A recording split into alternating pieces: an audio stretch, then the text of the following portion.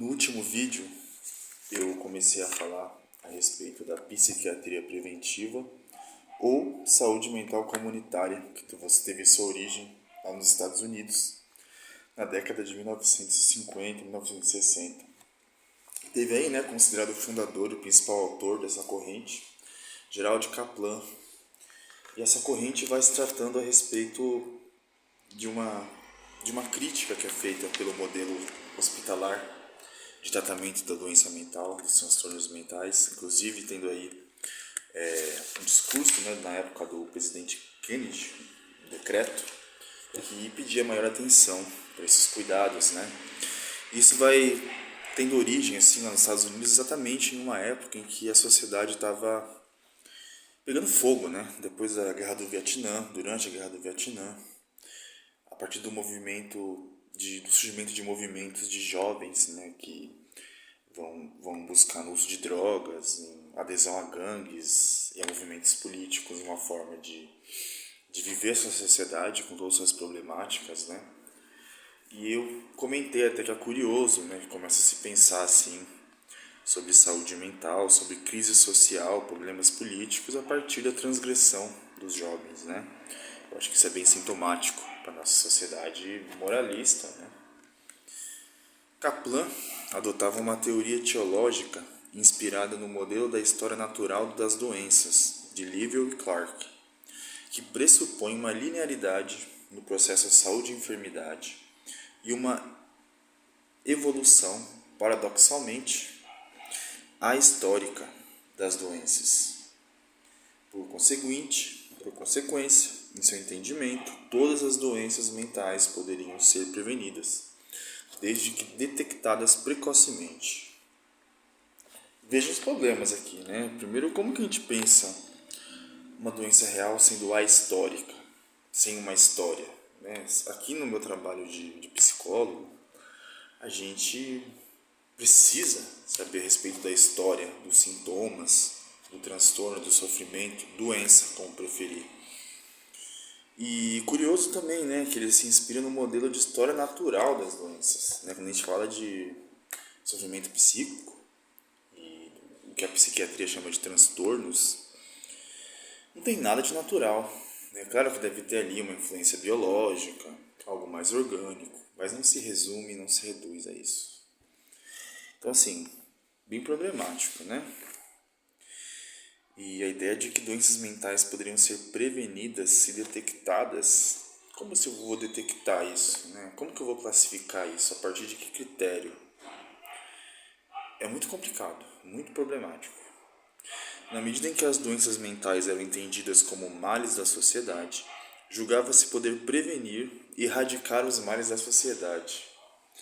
Eu acho isso aqui incrível, assim, de absurdo, Entender que as doenças mentais são os males da sociedade, elas podem ser erradicadas e prevenidas, sem levar em conta fatores sociais e políticos que de fato influenciam aí no desenvolvimento de sofrimentos, Então, assim, uma visão bem reduzida, é bem olhar para a doença, não olhar para o sujeito, suas questões sociais, enfim.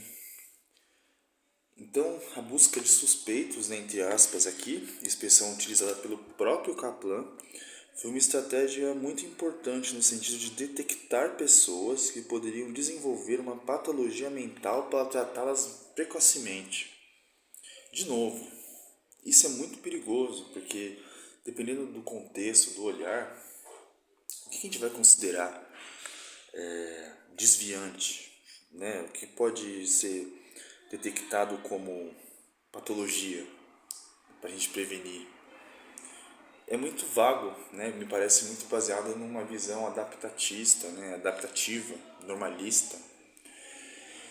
E, enfim, Kaplan entendia que uma pessoa suspeita de ter um distúrbio mental deveria ser encaminhada a um psiquiatra para investigação diagnóstica, seja por iniciativa da própria pessoa, de sua família e amigos, de um profissional de assistência comunitária, de um juiz ou de um superior administrativo no trabalho. Olha só, mais problemas aí, A gente envolve aí poderes hierárquicos, assim, bem questionáveis, né? Afinal de contas, a gente consegue confiar num juiz, numa justiça, a gente consegue confiar num superior administrativo do trabalho. Isso é bem complicado, né? Porque a gente está falando assim de poderes que são enviesados por certas lógicas, geralmente de exploração, de segregação, de punição. Então, assim, bem complicado isso, né? Criou-se uma verdadeira caça a todo tipo de suspeitos de desordens mentais. É curioso a gente pensar aqui essa palavra suspeito, né? E geralmente a gente usa isso para tentar incriminar alguém, né? Fulano é suspeito de tal crime, quase isso, né? Fulano é suspeito de ser doente. Fulano é suspeito de ter uma desordem mental. De novo, né? Pra gente pensar em desordem mental, a gente tem que pensar numa ordem mental. O que é uma ordem mental? É uma pessoa adaptada? Uma pessoa anestesiada? Enfim, olha que dificuldade a gente tem aí, né? A noção de prevenção adotada por Kaplan foi transposta da medicina preventiva para a psiquiatria e considerava-se que poderia ser realizada em 3 níveis de acordo com a análise realizada por Jean Birman e Jurandir Freire Costas. Prevenção primária. Primeira, né? Prevenção primária. Intervenção nas condições possíveis de formação da doença mental. Condições etiológicas que podem ser de origem individual e ou do meio. Intervenção nas condições possíveis de formação da doença mental. Como assim? Prevenção secundária. Intervenção que busca a realização de diagnóstico e tratamento precoces da doença mental. Certo, isso aqui pode ajudar bastante na direção do tratamento, mas também não pode se reduzir à realização de um diagnóstico e um tratamento da doença mental. Cadê o sujeito aqui, né?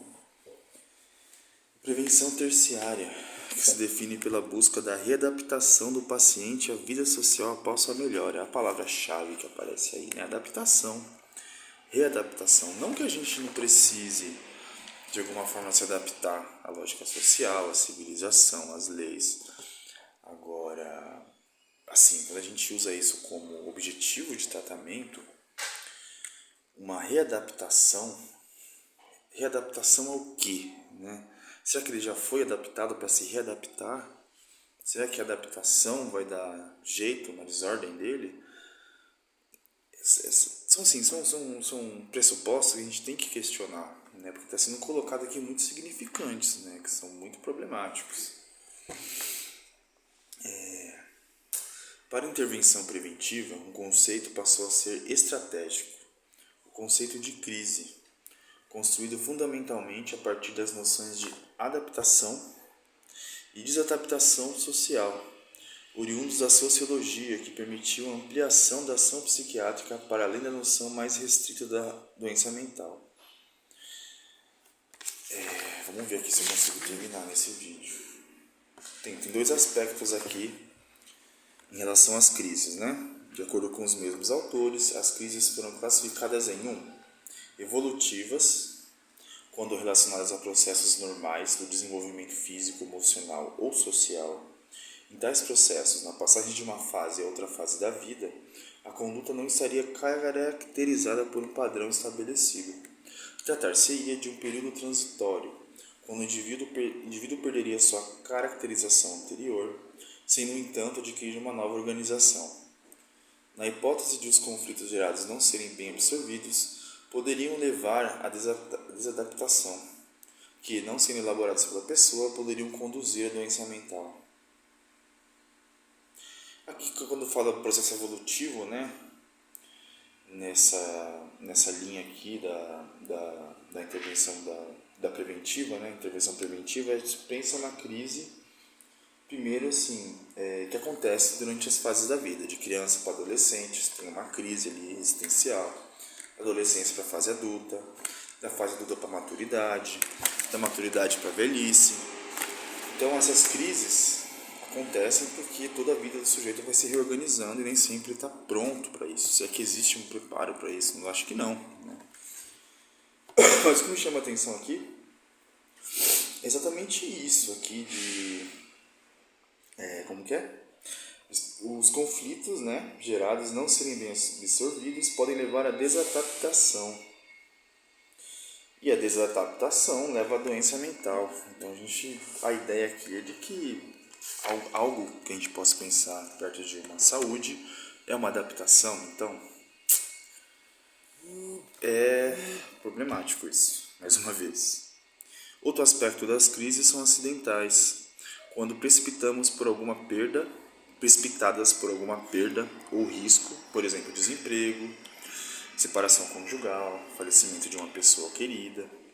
A perturbação emocional ocasionada pela crise provocaria eventualmente o surgimento de alguma enfermidade mental. Assim, torna-se um momento estratégico de intervenção preventiva, na medida em que, em contrapartida, a crise pode ser encarada como uma possibilidade de crescimento para o indivíduo. Então, aqui a gente tem crises ocasionadas por tragédias, por perdas, né? Muito relacionado a luto aqui, né? Quando fala de desemprego, separação conjugal, falecimento. São crises dadas de formas surpresas, né? É uma surpresa assim, que acontece, uma surpresa desagradável, um evento desagradável. Esse aqui é um dos aspectos, né? Os dois aspectos das crises podem ser evolutivas ou podem ser acidentais, né? Encarar novos obstáculos, novos conflitos pode ser proveitoso. Se a pessoa recebe apoio em tais situações, a crise pode se transformar num meio de crescimento, pode promover saúde. Tem muita linha que pensa assim, né? A gente olhar para a crise, para o sofrimento e tirar dele algum tipo de saber. Né? Claro que para isso você precisa de uma estrutura, um contorno, uma ajuda profissional, uma ajuda social, cultural das pessoas, a sua rede de apoio, se é que você tem uma. Se não tem, é bom buscar, né? A gente não tem família, não tem amigos, não tem nenhum tipo de grupo social do qual faz parte, se sente pertencente. Então tudo isso é importante, né? Eu não sei, pensando aqui essas ideias do Kaplan aqui, me causa uma impressão, um desconforto, né? Pensar nessa ideia de busca de suspeitos, quase como olhar para alguém e falar, acho que aquele cara ali é meio estranho. Vamos levar ele para um psiquiatra, para fazer um diagnóstico. E chega lá, o cara é diagnosticado, submetido a um tipo de tratamento. Claro que a gente está falando aqui de uma reforma, né? Mas ainda assim, posso estar muito enganado. Mas não me agrada nem um pouco assim essas ideias de adaptação, desadaptação, né? De novo, claro que o indivíduo ele precisa estar de uma certa forma adaptado para viver isso tudo, né? Mas até quando, né? Se a gente parte desse discurso, para onde a gente vai? Para onde a gente pode ir? Então, assim, a ideia aqui é o seguinte: é muito além de se adaptar ou não. Uma pessoa adaptada não necessariamente é uma pessoa, como posso dizer, normal, não doente, um modelo a seguir, né? É isso? Será que é isso? Adaptada no quê? Nessa lógica que a gente vive, é isso é ser saudável? Adaptada em que sentido? A ponto de não mais se comover, não mais ser afetado pelas injustiças, violências e etc.